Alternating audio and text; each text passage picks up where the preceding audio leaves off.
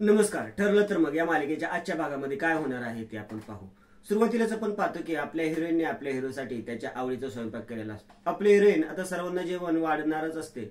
एवढ्यात आपला हिरो खाली येतो आणि बोलतो, मी चाललोय बाहेर जेवणासाठी, 11:30 होतील मला. कल्पना अर्जुनला बोलते, अरे अर्जुन, जेवण बनवायच्या आधी सांगायचंच ना. आपला हिरो बोलतो, मम्मा मला जावं लागेल, very important client, very important dinner. आपली हिरोईन लगेच ओळखते. ती मनातच बोलते, अच्छा म्हणजे हे प्रिया बरोबर बाहेर जेवण करायला चालले. कल्पना बोलते, अर्जुन तुला आज घरातच जेवावं लागेल. आपला हिरो बोलतो, नाही मम्मा मला बाहेर जायलाच लागेल, खूप महत्वाचा आहे क्लायंट, सारीला माहिती आहे ना तो क्लायंट. एवढ्यात आपल्या हिरोचा फोन वाजतो.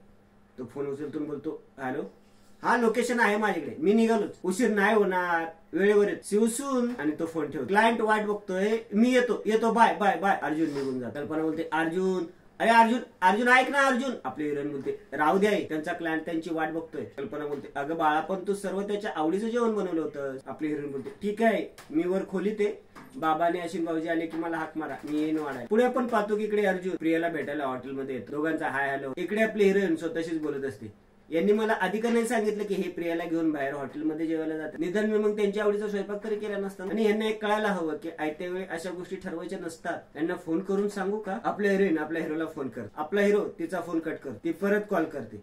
आपला हिरो तिचा कॉल आलेला बघून बोलतो, मिसेस सायली परत का कॉल करताय. तर मी बोलते, अरे तुझा फोन सतत व्हायब्रेट करतोय, तू घे ना कॉल. आपला हिरो बोलतो, नाही असू दे, म्हणजे आपण एकत्र आहोत म्हणून तू फोन सुद्धा अटेंड करणार नाहीयेस. आपला हिरो तन्वीशी बोलतो, आपण लहानपणी किती बोलायचो ना तन्वी, किती गप्पा मारायचो, पण जेव्हा मोठे झालो तेव्हा फ्रेंडशिपच नाही झाली आपली. ऍक्च्युअली आपली फ्रेंडशिप ना खूप आधी व्हायला हवी, पण ही आश्रमाची केस मध्येच आली. तन्वी म्हणतच बोलते, हा केसचा विषय का काढतोय, या केसचा कॉन्ट्रॅक्ट मॅरेजची नक्कीच काहीतरी संबंध असणार, पण मी हा विषयच नाही काढणार. आपला हिरो बोलतो, कसला विचार करतेस, आश्रम केसचा. आपला हिरो आणि तन्वी गप्पा मारत असतात. आपली हिरोईन सारखी आपल्या हिरोला फोन करत असते. आपला हिरो वैतुगून तिचा एकदा फोन उचलतो आणि बोलतो, ओ मिसेस सायली, तुमचं काय चाललंय काय, तुम्हाला माहितीये ना मी डिनरला आलोय, तरी तुम्ही मला सारखा फोन करताय.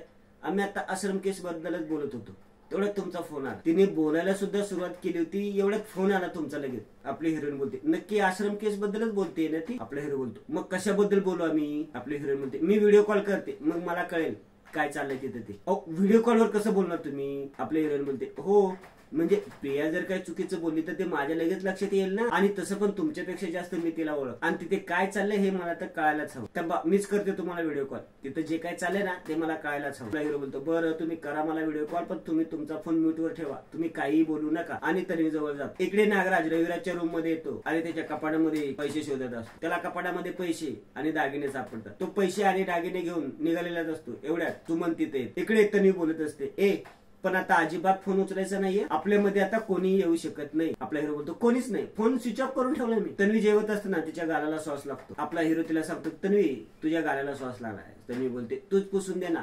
आपला हिरो तिच्या गालाला श्वास लागलेला पुसतो. आपली हिरोईन हे सगळं बघत. आपली हिरोईन म्हणतच बोलते, हे तिच्या गालाला हात लावतात, अजून काय काय सहन करावं लागणार आहे मला. रागाने आपली हिरोईन फोन कट कर. इकडे सुमन बोलत असते, हे काय करताय तुम्ही, भाऊजी नसताना त्यांच्या कपाटाला हात का लावला. नागराज बोलतो, मी दादाच्या कपाटात एवढंच बघायला आलो होतो की पैशाने दागिने त्याने व्यवस्थित ठेवलेत की नाही. सुमन बोलते, का भाऊजींनी सांगितलं तुम्हाला. नागराज बोलतो, हा दादानीच सांगितलं होतं मला, म्हणून तर हे. सुमन बोलते, थांबा भाऊजींनाच फोन करून विचारते. नागराज बोलतो, तुझा विश्वास नाही नवऱ्यावर, काय करते तू. सुमन बोलते, म्हणजे तुम्ही चोरी करत होता, काय काय काढल्या कपाटातून सांगा मला. नागराज बोलतो, तुला काय करायचंय, तू गप्प बस ना.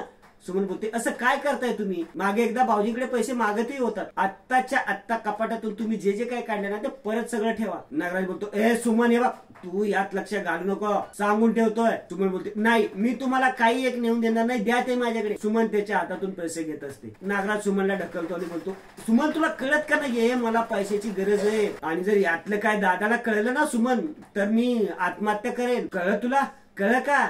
आणि नागराज निघून जातो. इकडे आपल्या हिरोचं जेवण होतो. आपला हिरो तन्वीला बोलतो, चला निघूया का आपण. तन्वी त्याचा हात हातात घेत बोलते, अरे एवढी काय गडबड करतोयस, मला अजून तुझ्याशी खूप महत्वाचं बोलायचं आहे. आपला हिरो बोलतो, महत्वाचं, अजून काय राहिलंय महत्वाचं.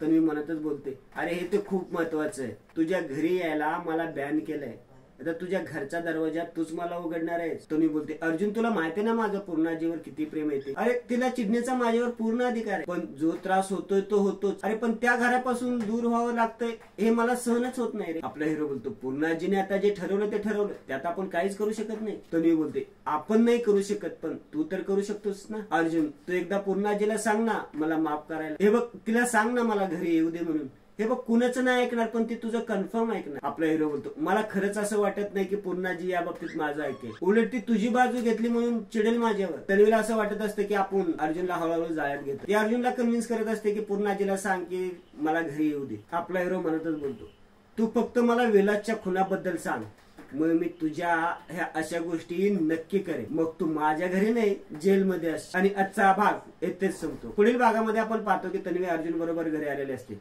पूर्णाजी बोलते आत्ताच्या आत्ता तू रविराजना फोन कर आणि या मुलीला इथून घेऊन जायला सांग. अर्जुन तन्वीचा हात हातात घेऊन घरामध्ये येतो. आपली हिरोईन बोलते मला तुम्ही तन्वीची बाजू का घेताय. आपला हिरो बोलतो तू मध्ये बोलू नको, तुझा तन्वीवर लहानपणापासून राग आहे, तो आता काढू नको येते. आपली हिरोईन बोलते तुम्ही खूप मोठा विचार करताय. आपला हिरो बोलतो मी सांगितलं ना तू गप्प बस म्हणून.